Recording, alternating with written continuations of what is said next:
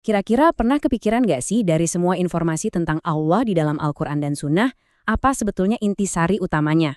Ternyata kalau kita telusuri lebih dalam, semua pembahasan itu selalu mengerucut pada 3 pilar utama. Nah, dalam beberapa menit ke depan, kita akan coba bedah 3 pilar ini satu persatu yang jadi fondasi keyakinan kita. Jadi, apa sih 3 perkara utama ini? Ini bukan sekedar pertanyaan biasa loh. Jawabannya adalah kerangka berpikir yang menopang seluruh keimanan kita, yang semuanya dirinci secara lengkap dalam wahyu. Yuk kita lihat pilar yang pertama. Yap, 3. Setelah ditelusuri, ternyata semua informasi tentang Allah, baik dalam Al-Quran maupun Sunnah, itu selalu berporas pada 3 pilar ini. Ketiganya ini nggak bisa dipisahin dan saling menguatkan satu sama lain. Oke, kita mulai dari yang pertama ya. Pilar pertama ini namanya rububiyah. Cara paling gampang buat memahaminya adalah kita mengenal Allah lewat perbuatan-perbuatan yang hanya Dia yang bisa lakukan. Ini tuh tentang tindakan-tindakannya yang absolut, yang mustahil banget bisa ditiru oleh makhluk manapun. Intinya, rububiyah itu adalah pengakuan total kita bahwa Allah itu satu-satunya, nggak ada duanya, dalam segala perbuatannya. Dialah satu-satunya pencipta, satu-satunya pemberi rezeki, dan satu-satunya pengatur jagat raya ini. Nggak ada satu atom pun di alam semesta ini yang bergerak di luar kuasa dan pengaturannya. Biar lebih jelas, coba kita lihat contohnya. Dia bukan cuma sekedar pencipta, tapi satu-satunya pencipta segalanya. Dia bukan cuma pemberi rezeki, tapi satu-satunya yang menjamin rezeki untuk setiap makhluk, dari semut terkecil sampai paus terbesar. Dan dia satu-satunya pengatur alam semesta. Nah, ini fondasi pertama yang harus kita pegang erat.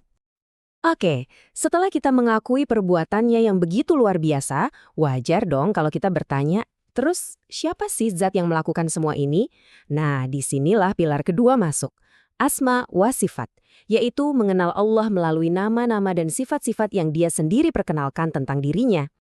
Sederhananya, asma wa sifat ini tentang keimanan. Kita menerima dan meyakini 100% semua nama indah dan sifat mulia yang Allah kabarkan tentang dirinya, baik itu di Al-Quran maupun lewat lisan nabinya. Pokoknya, apa yang Dia sampaikan, kita imani tanpa ragu sedikit pun. Misalnya nih, kita kenal Dia sebagai Ar-Rahman, yang Maha Pengasih. Kasih sayangnya itu meliputi segalanya. Kita kenal Dia sebagai Al-Quddus, yang maha suci dari segala kekurangan. Dan kita yakin Dia maha mendengar, maha melihat, maha mengetahui.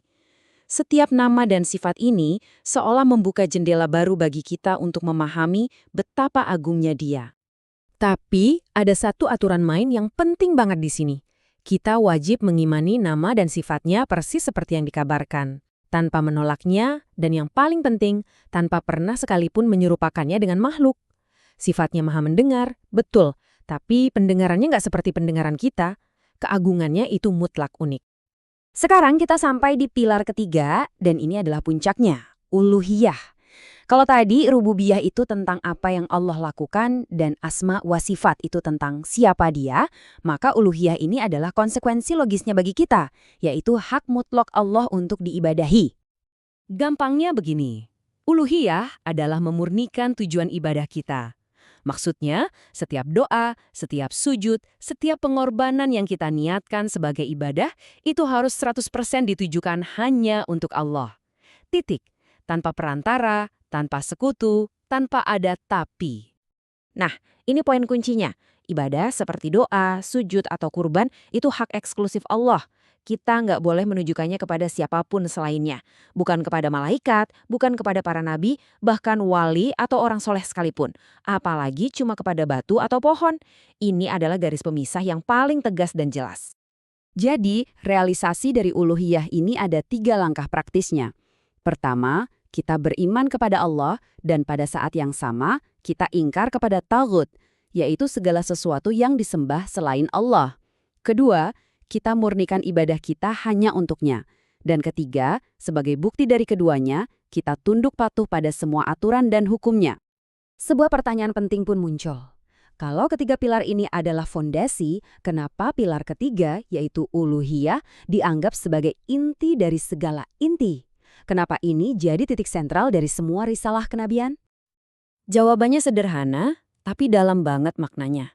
Karena pilar ketiga inilah misi utama dari setiap nabi dan rasul yang pernah diutus ke muka bumi. Dari Nabi Adam sampai Nabi Muhammad, inilah inti risalah mereka. Coba deh kita renungkan sejenak.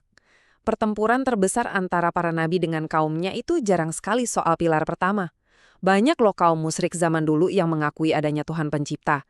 Tapi konflik utamanya yang sampai membuat para nabi dimusuhi, disiksa, bahkan dibunuh, itu selalu tentang pilar ketiga ini. Seruan untuk berhenti menyembah selain Allah dan memurnikan ibadah hanya untuknya. Inilah inti dari semua dakwah. Jadi, yuk kita bawa pulang pertanyaan ini.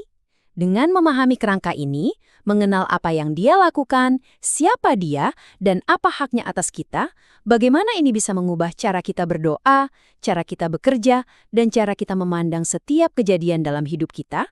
Coba deh direnungkan.